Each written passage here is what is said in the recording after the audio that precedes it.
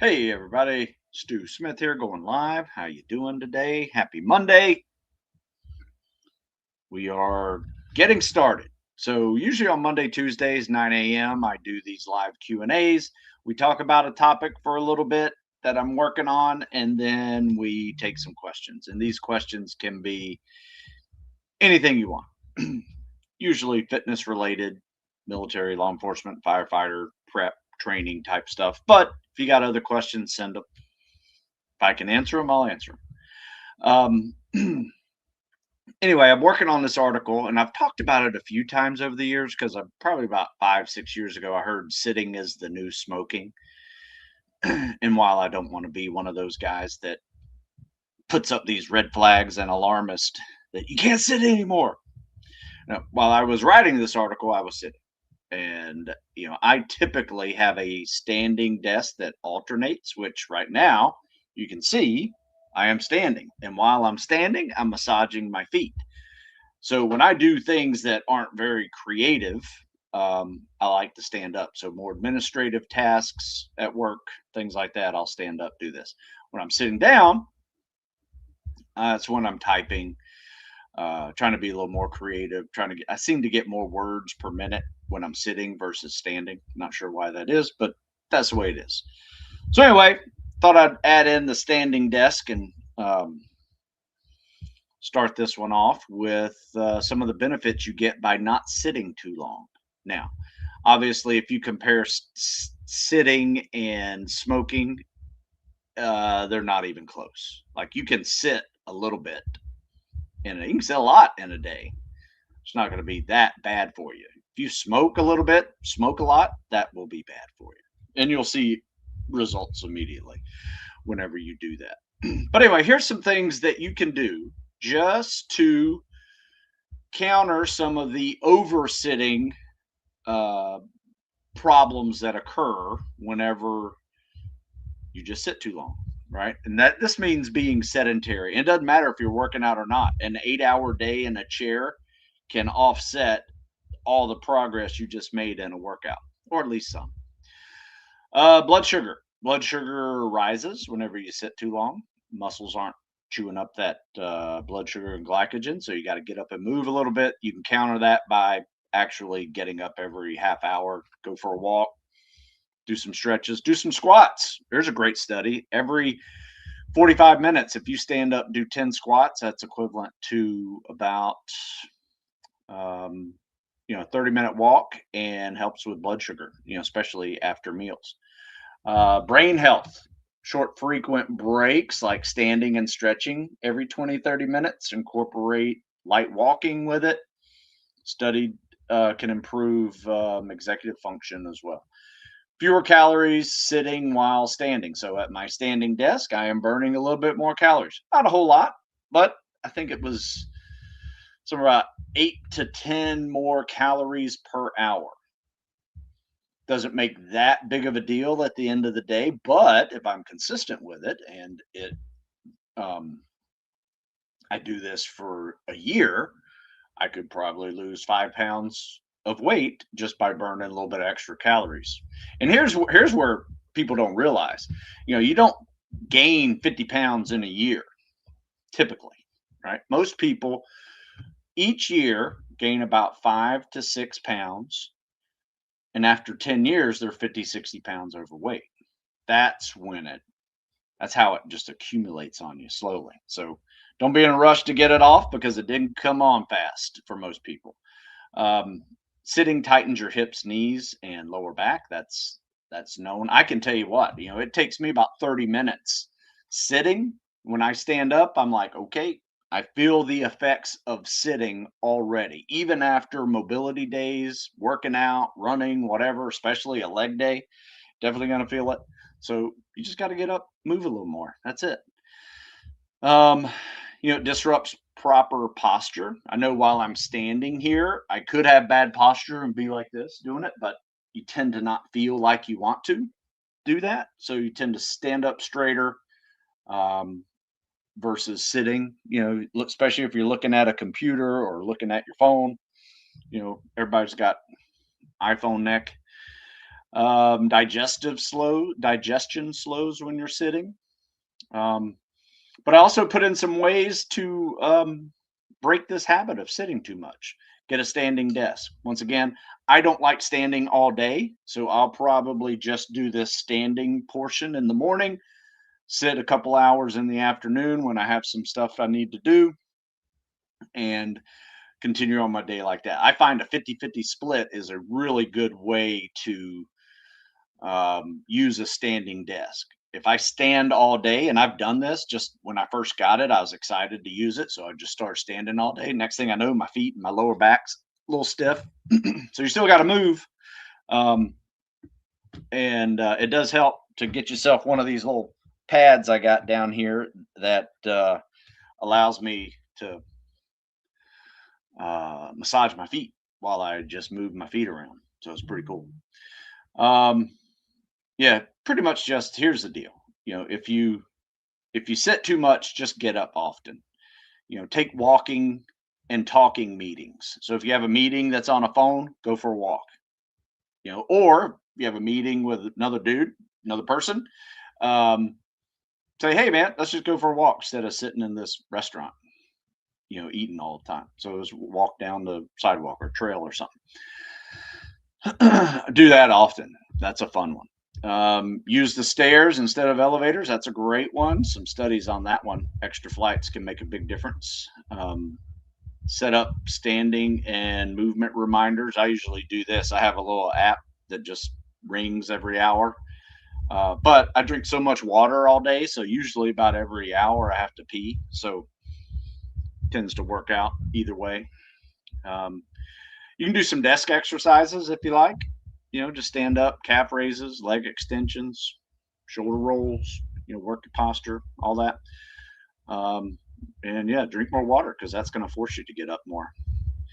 So anyway, I don't want to beat a dead horse on this one. I have found that um,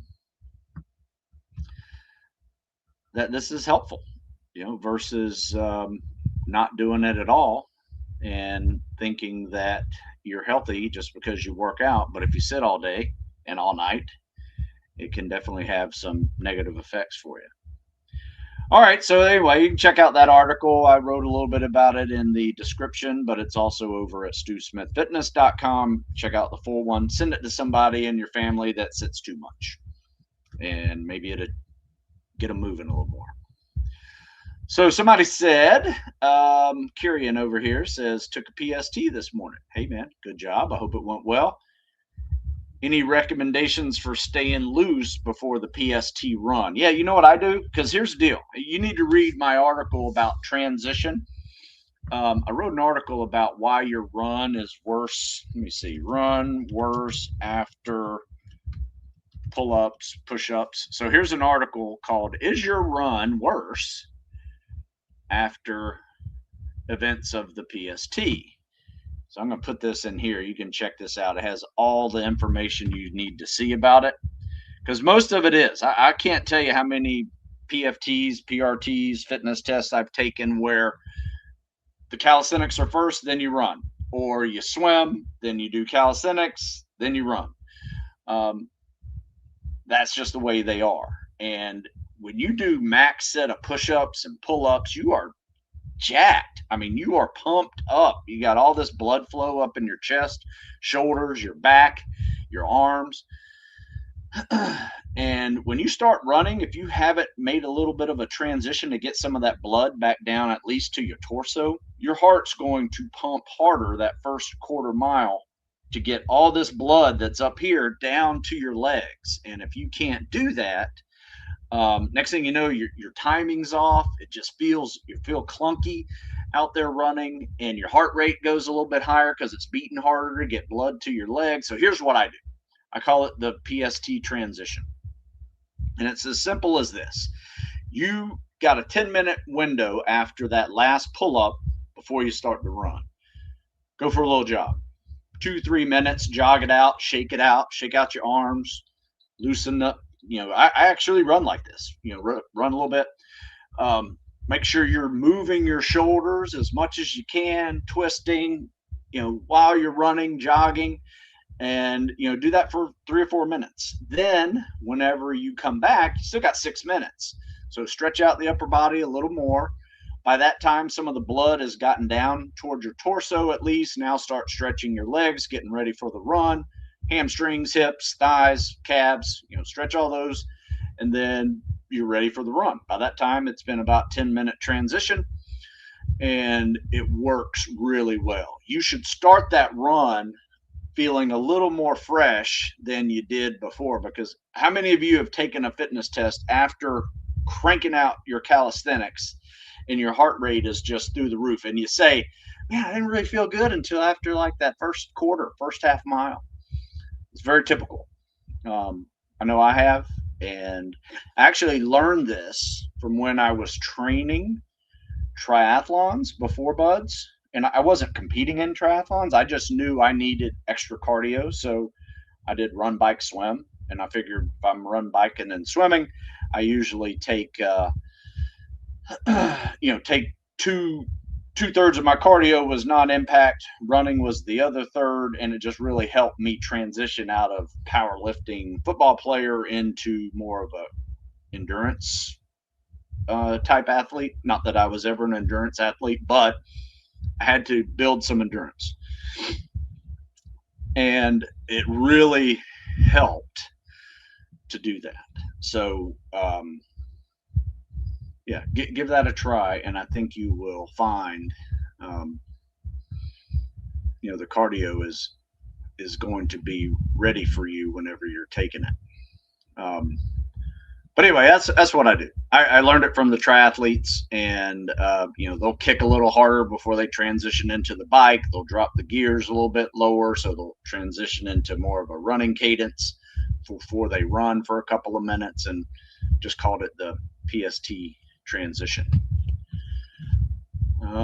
Let's see. As a fleet returnee, what are good PST scores, competitive scores? They're all over the place. I mean, you need to be competitive.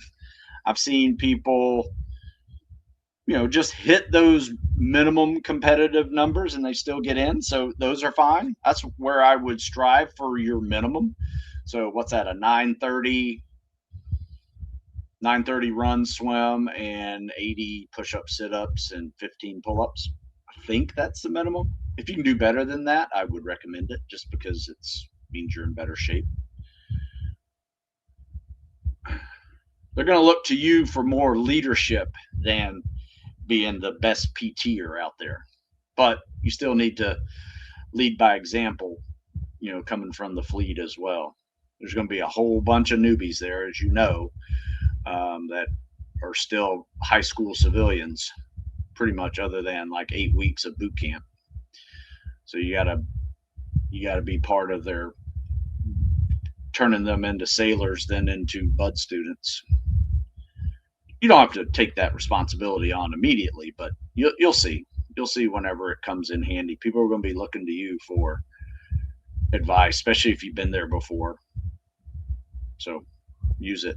You've learned something. You might have failed the first time, but we don't call it failure. We call it a learning experience. So now you are smarter for going through it the first time, and you probably have some things to share to people that don't know.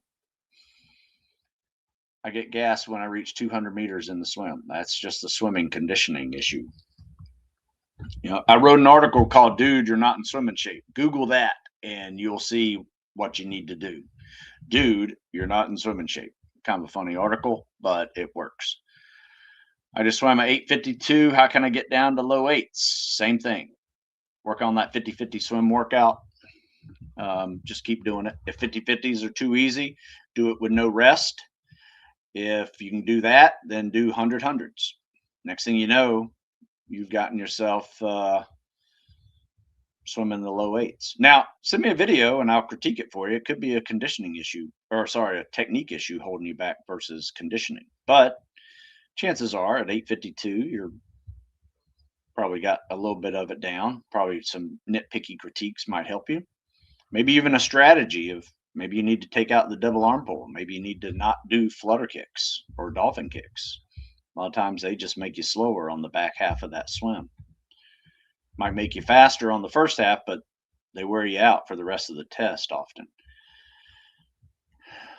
Passed a PST this past week. Want to say thanks. Still have a lot of work to do. Good job, Pablo.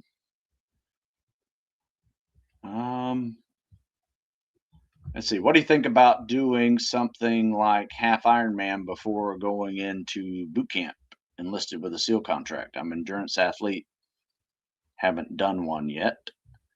Thinking boot camp could be a taper. Oh yeah, boot camp's a taper. You better believe it.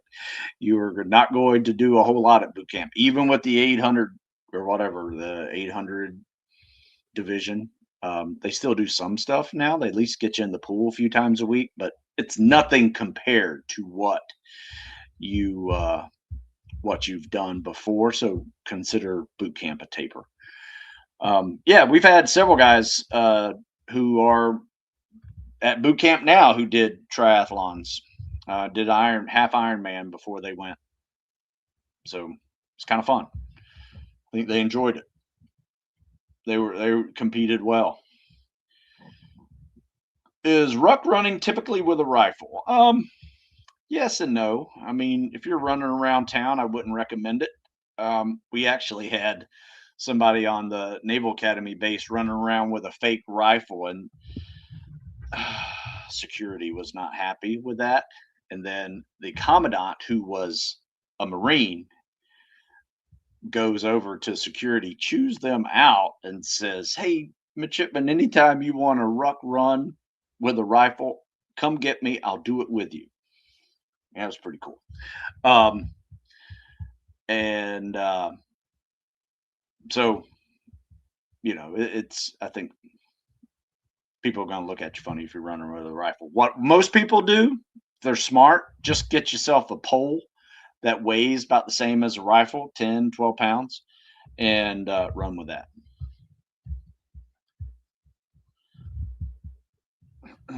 Let's see. Miss any questions up here? No.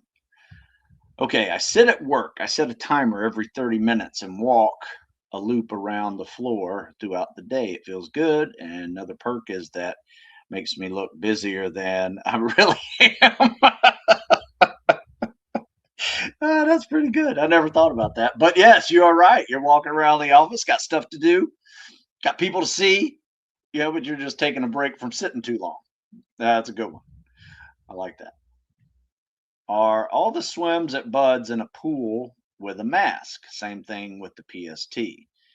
Any tips for swimming without a mask? Goggles, mask. Here's the deal. Most of your swims at Bud's will be in the ocean with a wetsuit, fins, mask, and your buddy, and you're going to swim 2 miles in the ocean every week. That's a minimum. Now, there are many pool skills that will require you to be in a pool without a mask. If you're swimming, you're going to have a mask on. If you're not swimming, but you're doing treading and underwater swims and drown proofing, life saving, all of those are without a mask, and you will be underwater for part of that time without a mask, with your eyes open, looking at what you got to see.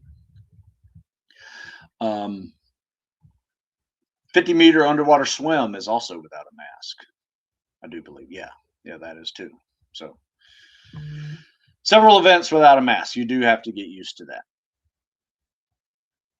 So what we do is this. We will, just because I personally don't like opening my eyes under the water in chlorinated pools often, what we'll do is when we're doing all those pool skills at first, I'd rather teach the pool skills with goggles, so you at least learn how to deal with water coming up your nose and things like that.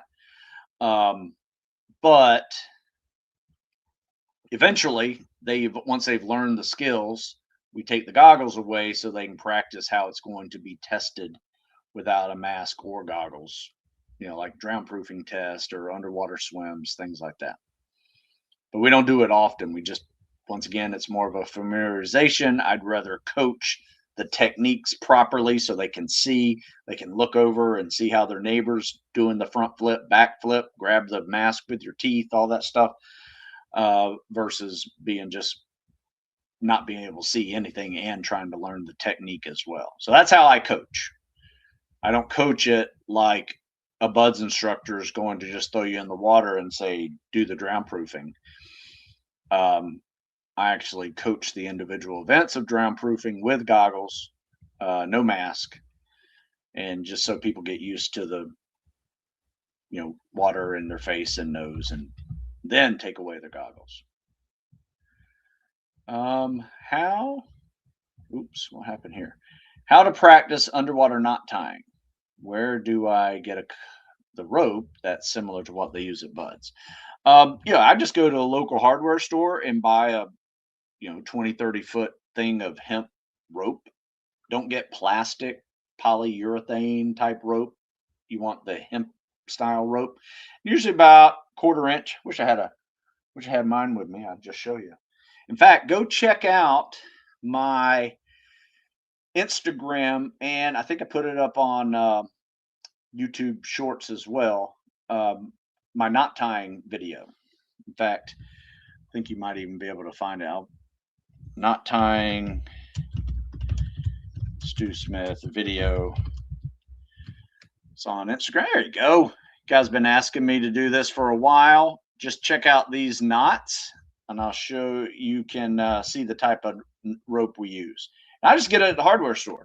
It's pretty easy. Here, you guys check this out over on Insta as well. It's an Instagram video. I did all 5 knots, and you can practice them with a breath hold on land. It's what I would do first, and then go underwater and practice them like on the ladder. If you have a ladder that has bars on it, just go down there and practice it around those, or maybe you have a buddy hold a line down there because you're going to be tying it to another line. So have a buddy hold the line here and then go down there and tie it. Or if you can have 2 moderately heavy things at the bottom of the pool, tie it between 2 weights or something, 2 bricks, and then go down to the bottom and try it out, see how you do. That's how we practice it. We practice it every week. We do the drown proofing test. We do life saving. We do underwater swims. Not many, just a few for technique. And then we do the knot tying lines. Practice all the knots. Then even during like land workouts, we'll use the knot tying lines as our rest set. So if we're lifting weights and we need 2-3 minute rest in between lifts, you're tying knots for that whole time. Try to get all 5 during your rest. Good to go. Let's see. Looks like I've answered all these questions. Oh, breath per stroke workouts. Oh, Pablo's answering someone's question. Yeah, just get the 50-50 workout and then use some skip breathing techniques for it if you want to get better at swimming. I'm telling you, read that article. Dude, You're Not in Swimming Shape article is written for you. If you're dying at 200 meters, you're not in swimming shape. I don't care how good a running shape you're in. I've seen sub 5-minute milers come in here and try to swim and, or have to stop at 25 yards because they're tired. They're winded and they don't understand. They have a high VO2 max, but guess what? Doesn't matter. That water makes you work harder than you probably ever have. So you got to learn how to move in it, then get in shape to do it efficiently. All right, looks like I have answered all these questions. Come on, give me some more questions. I don't have a whole lot standing by. I usually have some backup questions and forgot to pull some up this morning.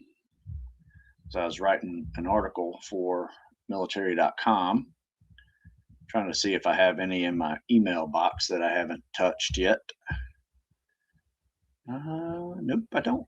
Let me see, sent emails.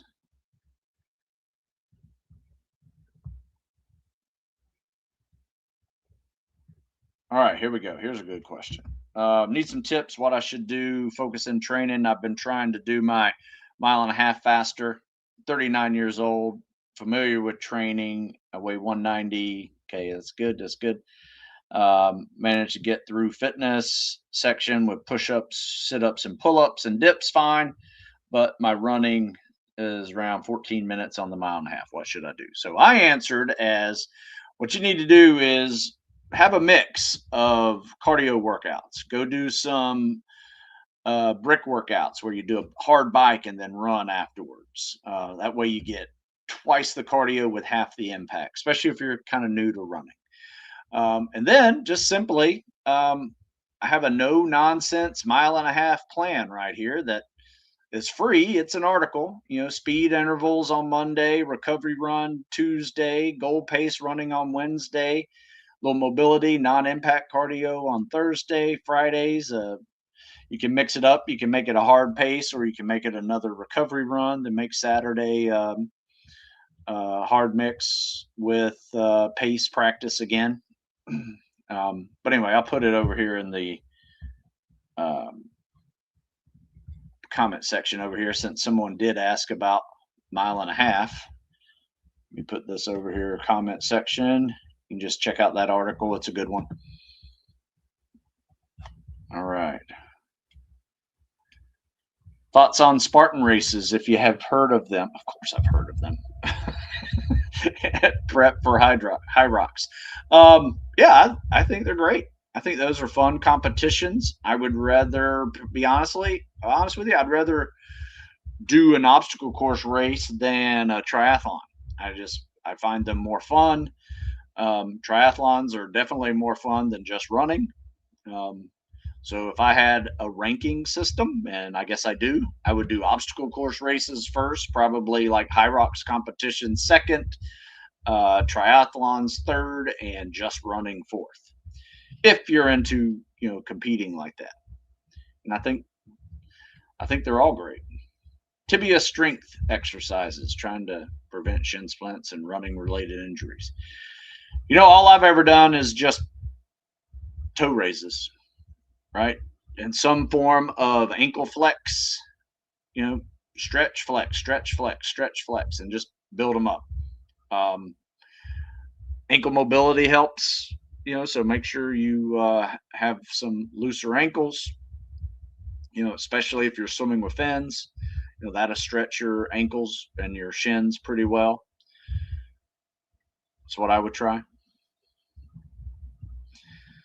All right, let's see. Got a couple of questions here. Stu, what do you think of sub-maximal sets, i.e., pull-ups throughout the day versus one workout using pull-ups? Yeah, I think they're fine. That's a way to do it. I've done it that way myself.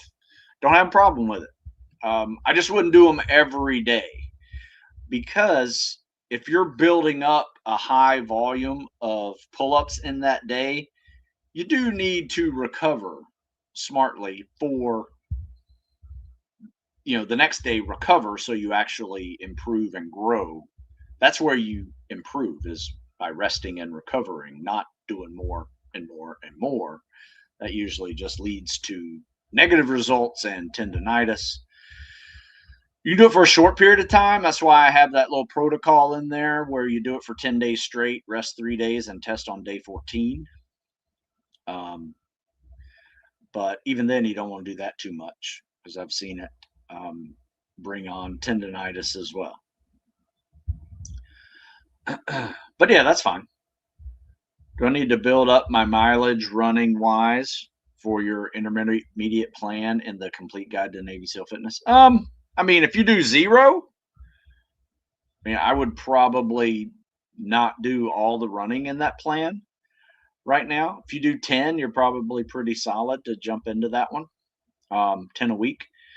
But here's the deal: if you feel like it is too much for you, and all you gotta do is do a quick little math equation, add up all your days of running, and see how many miles you get.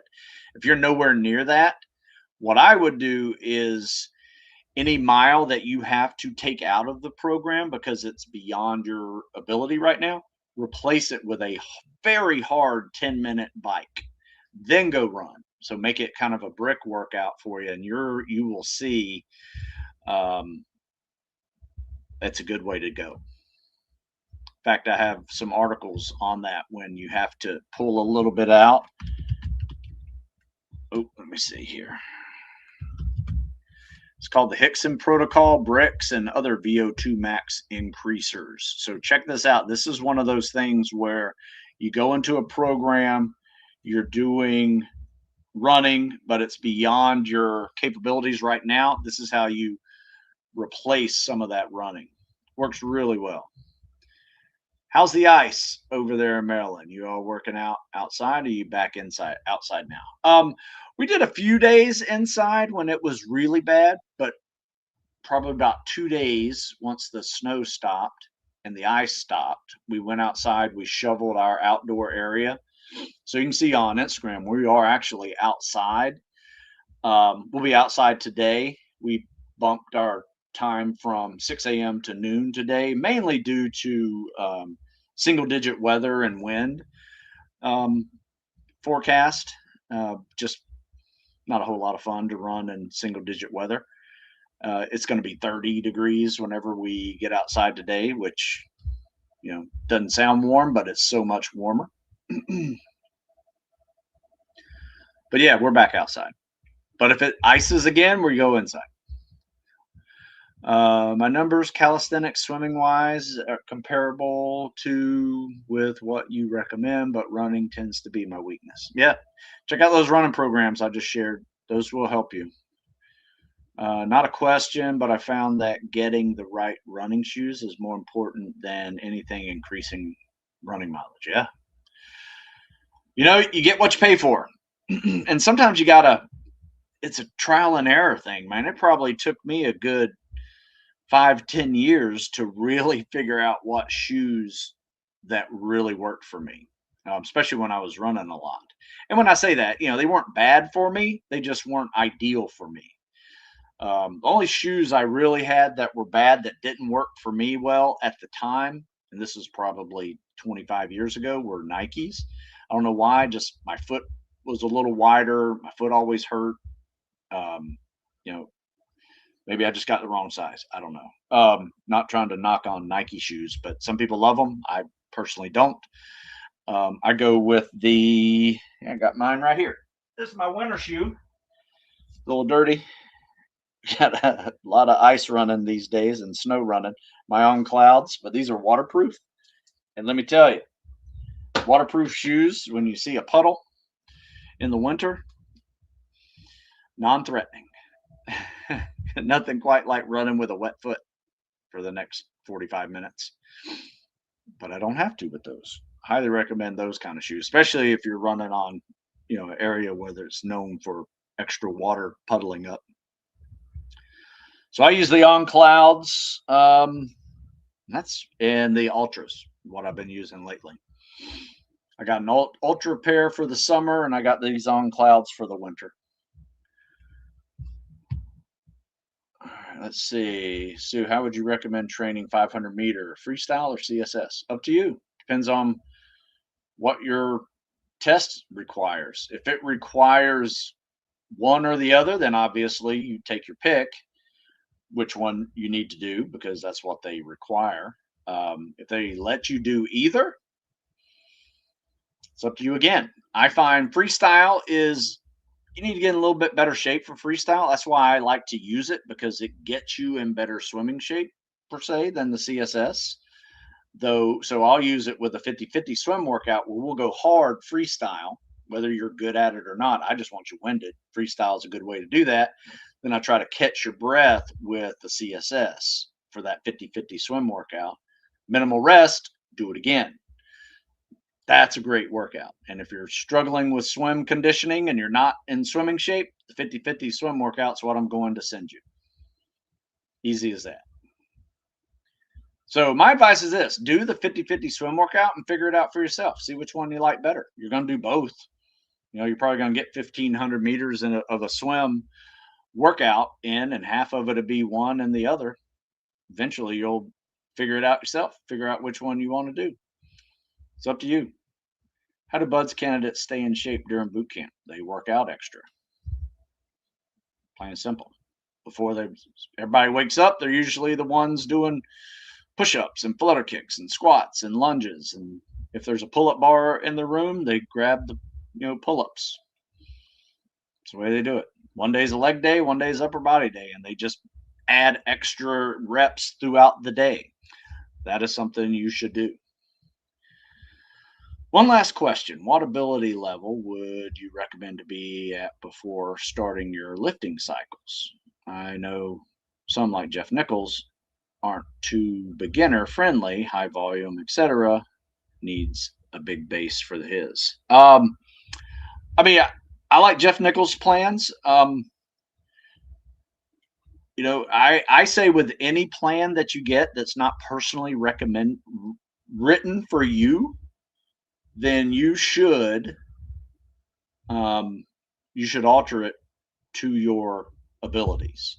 And that means coming in there with an honest assessment of yourself, no ego. Last thing you want to do is a bunch of extra reps that you're not capable of doing, because that will make you really sore and probably give you some tendonitis or sore joint or pulled muscle. So I wrote an article a while back about adapting programs that are generic programs with a specific goal. In fact, you can see it right here. I'll put it over here on Instagram. Originally, it was a test article I was writing, and that's just what it came out. So you'll see a funny name for it, StuSmithFitness.com blog/news/test article. But it's actually called Adapting Programs to Your Level of Performance and Still Reach Goals. Basically, it's just you personalizing training programs for you and not some generic program that isn't taking into account your abilities. So like this, even calisthenics and cardio, for some, it has pull-ups in it and they can't do pull-ups. So what do? You got to adapt it to be able to do some version of a pulling exercise that resembles pull-ups, maybe a pull down, maybe a band, maybe using bands on your feet to help you up, maybe using a gravitron machine. So everybody's got issues when they grab a generic program, but unfortunately they're cost effective. Personal training costs more money. So if you got the money, spend it. If you don't, buy a book and do the altering yourself. Just add it to common sense. But if you send me an email, I'll be happy to give you some suggestions on how to do that. Remember, a lot of my articles that I have over at StuSmithFitness.com are questions that you guys have asked so many times that I just wrote articles on them. And that's why I flip articles through these live Q&As, because I can't tell you how many times I've answered these questions. But it's okay. I don't mind. I mean, I know there's a new generation every year that comes into this journey, and I'm happy to be the first guy that they see as some of the answers. That's fine too. You might find another guy that takes you to another level. That's great too. But I take pride in the fact that a lot of people find me. I'm their first introduction to military type tactical fitness training, and some people stay with me for 25 plus years. I've been doing this 25 plus years, and I promise you that's the way it works. That's why I wrote the Tactical Fitness Over 40. That's why I wrote the Ageless Athlete, because I'm evolving with these guys who've been with me all this time. But yeah, if you're looking for a program that's preparing you for the PST, there you go. Look no further. Navy PST. This is phase 1. Crushed PST for SEAL, SWIC, EOD diver, rescue swimmer, SARC. Got it right here. Go Stu Smith Fitness. Check it out. You can buy the ebook or the book. I even have courses on, getting to and through selections, and never quit mindset. This is a fun one. Doubting yourself. There's a chapter on that. All right. Failing. You failed before. Guess what? You're smarter. There's no such thing as failing. It's a learning experience, and you get smarter. that's the type of answers that book has to many of those common questions and things that occur in our lives. We're all going to make mistakes. We're all going to fail. We're all going to have to one day get over doubting ourselves and move forward. That's the way it works. And, this gives you some good tools to use and hopefully motivate you to keep moving. All right. Got 40 minutes into this thing. You guys got anything else? Looks like I'm done. You guys go check out Stu Smith Fitness. Also go check out school.com. In fact, school has my tactical fitness community in it. And you guys can log in and join our tactical fitness community that is growing every week. And it's just basically a forum where we talk, ask questions. I post up articles and videos and critiques of people swimming, and that's what we talk about over there. There's also a classroom in there for courses and ebooks and downloadables that you can also get. So yeah, check it out over at school. I put a link over here and a link over here in the Instagram side, Facebook, and YouTube. You guys got it. Go check it out. Sign up. I'm over there every day. All right, folks, I do need to go. You guys have a good Monday. Go crush it.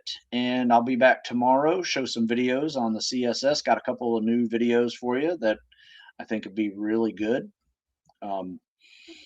So come back tomorrow and we'll talk swimming and whatever else you guys got questions on. You guys have a good one. See you tomorrow.